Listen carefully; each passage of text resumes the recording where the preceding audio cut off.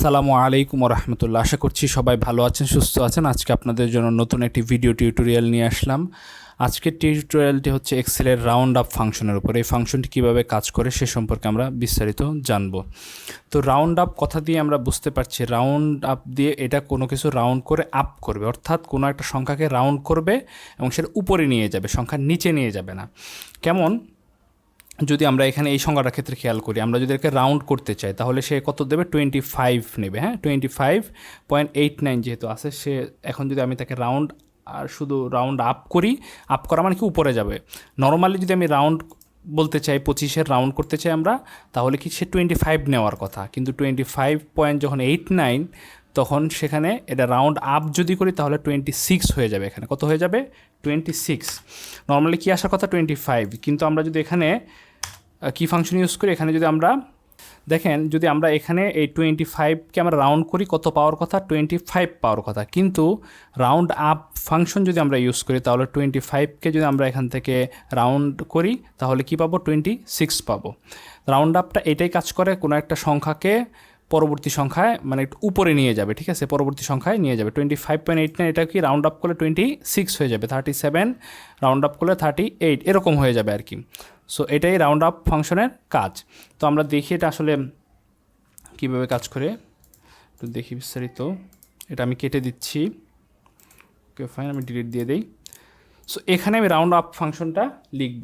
তো প্রথম আমরা এখানে 5টা ওয়েতে আমরা রাউন্ড আপ ফাংশন দেবো। প্রথম আমি রাউন্ড আপ ফাংশন 0 দিয়ে করব, তারপর 1 দিয়ে, তারপর 2 দিয়ে, তারপর -1 -2। তো প্রথম রাউন্ড আপ 0 দিয়ে করি। তো আমরা প্রথমে কী লিখবো, আমরা জানি ফাংশন লিখতে হলে, এক্সেলে ফাংশন লিখতে হলে কী দিতে হয়, ইকুয়াল সাইন দিতে। ইকুয়াল সাইন দিলাম, ROUND, রাউন্ড লেখার সাথে সাথেই চলে আসছে সাজেশন, চলে আসে। হ্যাঁ, সাব ফাংশনগুলো দেখাচ্ছে, round, round down, round up, round এম রাউন্ড। তো আমরা কোনটাতে ক্লিক করব, রাউন্ড আপে ডাবল ক্লিক করব, করার সাথে সাথেই সে প্রাইমারি স্ট্রাকচারটা নিয়ে নেবে। তারপর সে নাম্বারটা দাও। তো আমরা এখানে নাম্বার ম্যানুয়ালিও লিখতে পারি, এখানে টাইপ ইনপুট দিয়ে 29.89745 লিখতে পারি, কিংবা আমরা এটা নাম্বারটা দেখাই দিতে পারি যেখানে নাম্বারটা আছে। যেহেতু এই নাম্বারটা এখানে লেখা আছে, আমরা ম্যানুয়ালি না লিখে জাস্ট এই ঘরে ক্লিক করলে এই ঘরের নামটা সে নিয়ে নেবে, C2 মানে হচ্ছে এই ঘরে যা আছে সে তাই নিচ্ছে আর কি। সো দেন কী বলছে, নাম্বার দেওয়ার পর তুমি কমা দাও। তারপর নাম্বার দেওয়ার পর আমি একটা কমা দিব, দেওয়ার পর বলছে নাম্বার ডিজিট। নাম্বার ডিজিট কথাটা মানে হচ্ছে তুমি দশমিকের পরে কত ঘর চাও। তো আমি এটা রাউন্ড করব, কিন্তু দশমিকের পরে আমি কোনো সংখ্যা চাচ্ছি না, অর্থাৎ দশমিকের পরে 0 রাখতে চাচ্ছি, মানে কোনো রাখতে চাচ্ছি না। কোনো কিছু না রাখা মানে হচ্ছে কত রাখা, 0 রাখা। কোনো কিছু না রাখা মানে হচ্ছে 0 রাখা। তো 0 দিয়ে যদি আমি এখন, তারপর কি বলছে, নাম্বার ডিজিট দেওয়ার পর তুমি ব্র্যাকেট ক্লোজ করো। তারপর ব্র্যাকেট ক্লোজ করলাম, দেখেন এখন সাজেশনটা চলে গেছে। এখন যদি এন্টার চাপি, সে আমাকে কী রিটার্ন করছে, 26। আমরা জানি রাউন্ড আপের কাজ হচ্ছে সে পরবর্তী সংখ্যাটা নিয়ে যাবে। হ্যাঁ, রাউন্ড করে পরবর্তী সংখ্যায় নিয়ে যাবে।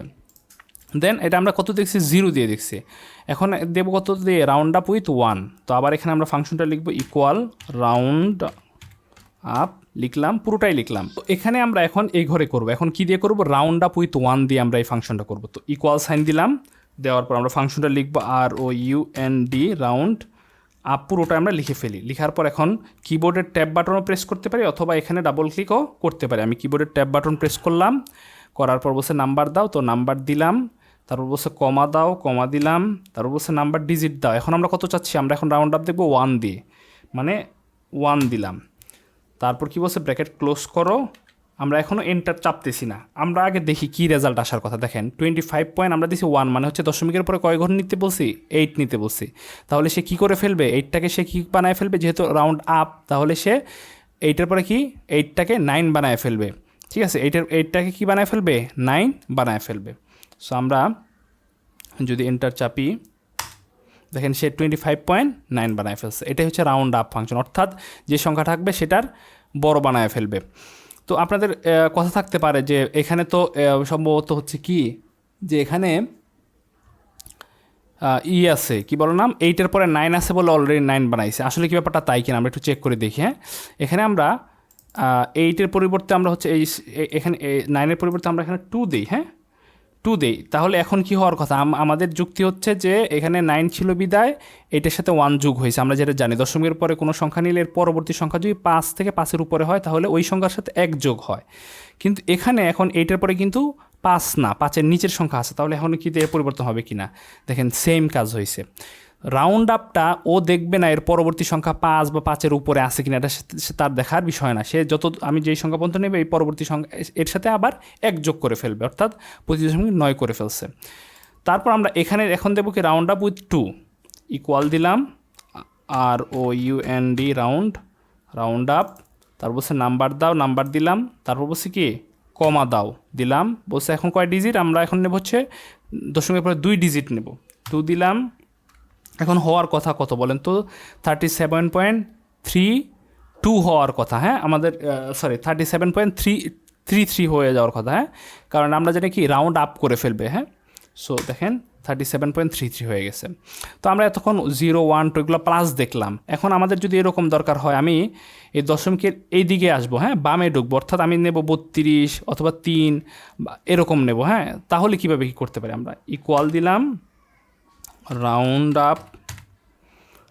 আপ দিলাম, দেওয়ার পর কি নাম্বারটা দিব, তারপর এখন কি কয় ডিজিট আমরা চাচ্ছি -1, মানে 1 ঘর বামে ঢুকবা, -1 দিলাম, ব্র্যাকেট দিলাম। দেখেন কি হওয়ার কথা, 1 ঘর বামে যখন ঢুকবো তখন সে কত হবে 32, ঠিক না? 1 ঘর বামে মানে কি এই যে 6 থেকে মানে এই যে এখন আছে 0.6-এর পরে, তাহলে 1 ঘর বামে মানে হচ্ছে 6-এর এই পাশে, মানে অর্থাৎ 32 হয়ে যাবে। তাহলে এই 32 থাকবে না, 33 হয়ে যাবে। আমরা জানি কি ও যেই ঘর পর্যন্ত আমরা নিতে চাই ওইটা জাস্ট এর সাথে 1 যোগ করে 33 হয়ে যাবে। 33 মানলাম হইলো, তারপর এই 6 কী হবে, তাহলে 6টা 0 হয়ে যাবে, হ্যাঁ, 6টা কী হয়ে যাবে 0 হয়ে যাবে।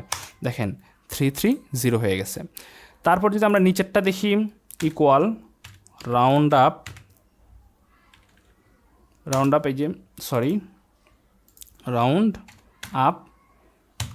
রাউন্ড আপ দেওয়ার পর এখন কি নাম্বার লিখবো, নাম্বারটা দেখাই দিলাম, তারপর কমা দাও, তারপর নাম্বার কয় ডিজিট পর্যন্ত চাই? আমি চাচ্ছি -2, অর্থাৎ এই যে 6, 2 এর আগে চলে আসবে, হ্যাঁ, মানে এই যে দেখেন দশমিকটা আছে 6-এর পরে 1 ঘর 2 ঘর এভাবে চলে আসবে। সো এখন -2 দিয়ে ব্র্যাকেট ক্লোজ করি।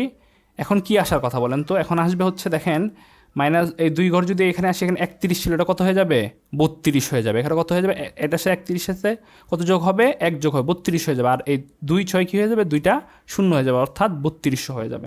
আমরা এন্টার চাপি, দেখেন এখানে 32 হয়ে গেছে। সো রাউন্ড ফাংশনটা কিন্তু এইভাবে কাজ করে। তো এটার সিঙ্গেল মানে এককভাবে এটা ইউজ করা সাধারণত হয় না, এটা অন্য একটা কাজের পরিপ্রেক্ষিতে এটা ইউজ করা হয়। তো এটা দিয়ে আশা করছি আপনার কাজ করতে পারবেন। এখানে জাস্ট ফাংশনের ব্যবহারটা দেখানো হয়েছে, পরবর্তীতে হয়তো প্রবলেম সলভিং টিউটোরিয়াল যখন তৈরি করা হবে তখন এখানে এটার দিয়ে বিবিধ ব্যবহারগুলো দেখানো হবে। তো আশা করছি রাউন্ড আপ ফাংশন আপনারা বুঝতে পেরেছেন। নতুন কোনো টিউটোরিয়ালে নতুন কোনো বিষয় নিয়ে আলোচনা হবে, সে পর্যন্ত আপনারা ভালো থাকবেন, সুস্থ থাকবেন। আসসালামু আলাইকুম ওয়া রাহমাতুল্লাহ।